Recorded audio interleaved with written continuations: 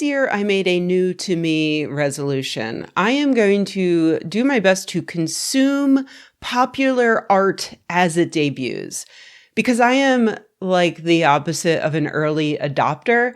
I prefer to wait 5 to 10 years after something comes out to make sure that it's worth investing in.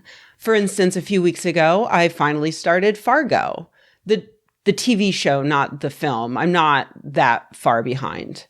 My review, pretty good, except for Ewan McGregor's accent in season 3. I spent the first episode assuming he was not even trying to use a Midwestern accent. I thought that was his Scottish accent. And you know what? It occurred to me, I would love to discuss this with other people, but it's not 2017 anymore. Thus, my new resolution. I'm going to watch and read and listen to things as they come out, so I'll know what everybody's talking about. So yeah, now I'm like totally plugged in. So I know, for instance, Taylor Swift is a person who makes music, and she's got a new album coming out this year. And I'm very excited to listen to the Tortured Poets. Oh, Jesus. Okay, no, I'm not. I'm sorry. I'm not doing that. I'm not. Look, I know I'm going to lose subs for this, but I refuse to give a shit about Taylor Swift. I don't hate her. I don't, mock people who are fans of hers. Some of them are my very best friends. I just put her in the same category as Pickleball and Pete Buttigieg and Ted Lasso. And no, I will not explain why all of those things are in the same category for me. They just are. It's vibes. Unlike Pickleball, though, I do have a really hard time avoiding Taylor Swift.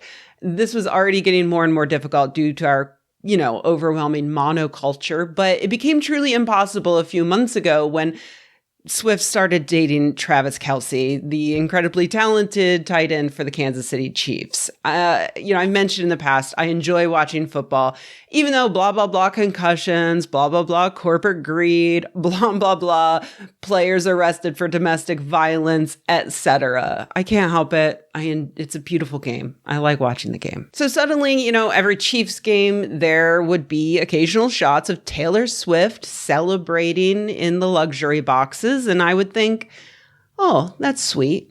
Why was I not outraged despite me trying to avoid Taylor Swift? Because I think it's nice when people like each other and cheer for them. That's it. Who cares? I watch a lot of professional sports. Whenever there's a celebrity in the stands, they show them on the screen. And usually it's just like Jack Nicholson looking like a constipated toad at a Clippers game, which, boring. Some pop star hugging her boyfriend's mom. That's cute. That's perfectly acceptable. Who cares? The answer to that, not actually a question of who cares, is, of course, Republicans. Republicans care. You see, for one thing, Taylor Swift has previously encouraged her fans to register to vote. As we know, Republicans hate this because most people who vote for Democrats. And gerrymandering and the Electoral College can only get Republicans so far. Second of all, Taylor endorsed Joe Biden in 2020. That's a thing I learned against my will. Pop stars make official endorsements of political candidates, and we report on them as if these endorsements are coming from the ACLU or the NRA. In 2016, Lil Yachty endorsed Bernie Sanders. Did you know that? I didn't know that until I was writing the script for this video, and I thought, who's a popular musician who would be funny to say they've made a political endorsement? And my first thought was just Lil Yachty, because it's funny. And so I went to his Wikipedia page to try to workshop this joke and pick the funniest endorsement I could find.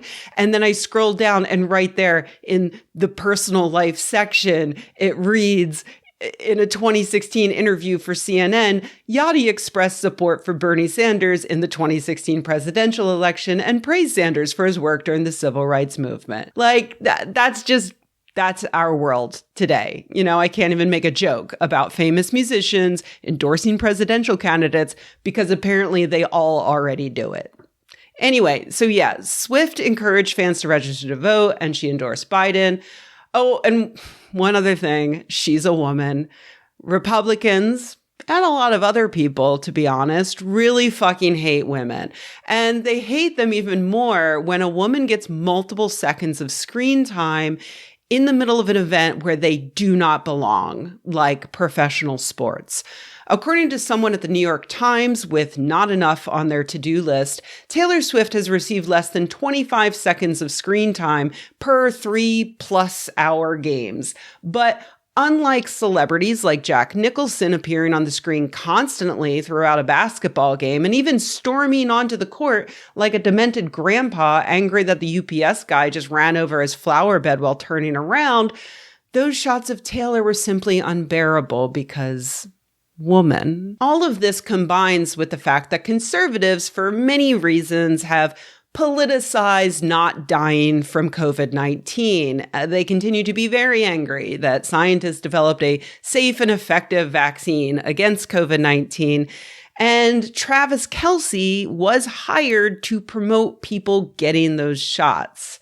It's been a few years now, and the alt-right just cannot comprehend that all of us who got vaccinated have not imploded or turned into zombies or died suddenly. And so instead of reckoning with that fact, they've just decided to forge ahead, considering basic trust in science to be liberal and deadly. You should see some of the comments on my old videos encouraging people to get vaccinated. Like, dudes are still posting today on those videos things like, LOL, this didn't age well. And it's like, what universe are you living in? It aged very well. It is the fine wine of takes. I still haven't gotten COVID. A lot of people are alive because they got vaccinated. But whatever universe they're living in, that didn't happen. And so Travis Kelce is, in fact, a war criminal. So all of this together has made the perfect storm of very stupid conspiracy theories. Here's more or less how it goes. The Biden administration and the Pentagon have hired on Taylor Swift, Travis Kelce, and the NFL as a whole to act as assets in order to effectively steal the 2024 election from Donald Trump. People like Jesse Waters on Fox News have implied or outright said that Swift and Kelce's relationship isn't even real. Waters, as a reminder, is the guy who got his current wife to date him by deflating her tires so that she would get in his car for a ride home. And he did this while he was still married to his first wife, who was at home taking care of their 2 babies.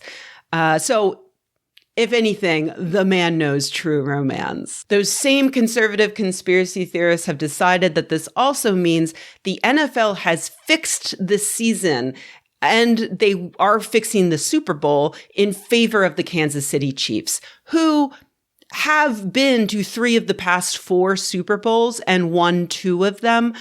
But I guess this year they needed a little special help from the government. And to appeal, to the bleeding heart liberals that they're courting, the NFL and the government, of course, chose to fix things in favor of one of the few remaining professional sports teams that still has a racist name. Just cuz.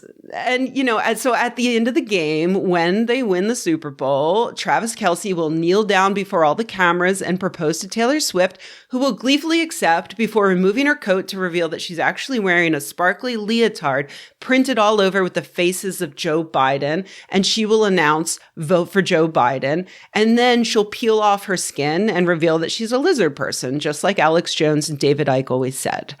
Oh, and then Travis Kelce will die of a vaccine-related cardiomyopathy, and then Taylor will reach through his chest with her lizard claw, pull out his still beating heart, and take a bite of it as, of course, Joe Biden drops down from a helicopter into the middle of the field and declares himself dictator for life. I'm only exaggerating a little bit. I wonder who's going to win the Super Bowl next month, shitted Vivek Ramaswamy. And I wonder if there's a major presidential endorsement coming from an artificially, culturally propped up couple this fall. Just some wild speculation over here. Let's see how it ages over the next 8 months. I thought it was particularly funny of Ramaswamy to claim that the NFL is part of this vast conspiracy, considering that he is the second most popular political candidate for NFL team owners to donate to, according to OpenSecrets.org. Okay, it's not a lot of money, but it is interesting to note that the NFL team owners overwhelmingly give to Republican candidates. In 2020, NFL team owners and their spouses donated $4.2 million to politicians and PACs as of a month before the election, with 85%, $3.6 million, going to Republicans. From 2016 to 2020, just one NFL team owner donated nearly $54,000 to Republicans. Who is that owner? Clark Hunt, owner of the Kansas City Chiefs. He didn't stop there either. In September of 2021, it appears he gave $5,000 to Ron DeSantis. In November, he gave $5,000 to Greg Abbott. In March of 2022, he gave about $6,000 to Ron Johnson. And then in April, about $3,000 to Josh Hawley. And in October of 2022, he donated to Lindsey Graham, Lisa Scheller, Eric Schmidt, Brandon Williams, Jen Kiggins, Ted Budd, Tom Keene, and Adam Laxalt. Weird, all of them have little R's next to their names, and all of them seem to really love Trump, even to the point of trying to overthrow democracy itself to reinstate him as our fascist dictator. Cool political contributions, Clark Hunt, owner of the Kansas City Chiefs, who are now in a conspiracy to install Joe Biden as president. It's weird, right? That he would go along with this conspiracy. It's like, is he just throwing his own money away? And now that I think of it, one could express the same shock at Roger Goodell, the commissioner of the NFL, who must have been the one to rubber stamp this deal with the Pentagon. I mean, I know at first it might make perfect sense because Roger Goodell is so obviously a progressive liberal. He's just a normal 64-year-old guy who makes $64 million a year, which is how much you would make if your 40-hour-a-week job paid you $31,000 an hour.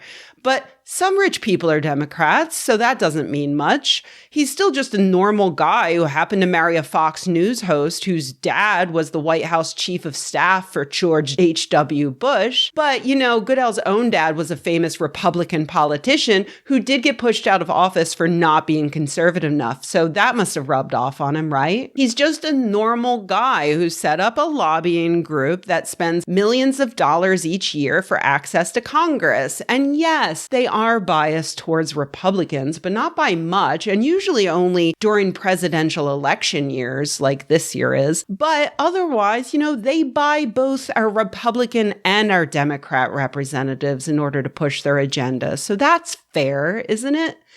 But when you look deeper, you see that there's a slim chance Goodell isn't as unbiased as you first thought.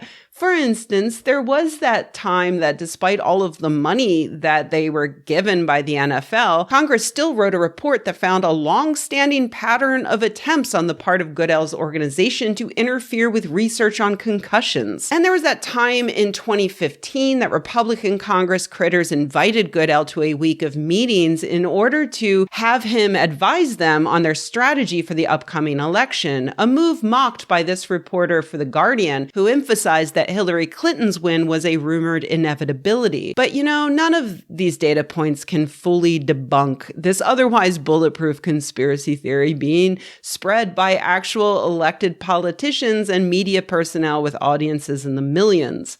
I guess we'll just have to wait and see what happens at the Super Bowl. As a resident of the Bay Area, I guess it's my duty to cheer for the 49ers, but I have to say, I wouldn't be mad if things take a turn for the reptilian heart-eating stuff. I mean, American democracy could depend on it.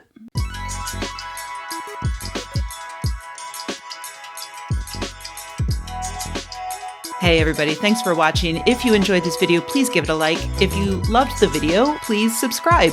And if you think the world could use more videos like this and you happen to have a few bucks laying around, head to patreon.com/Rebecca and join an awesome community of nerds like the people whose names you see on the screen right now. Thanks.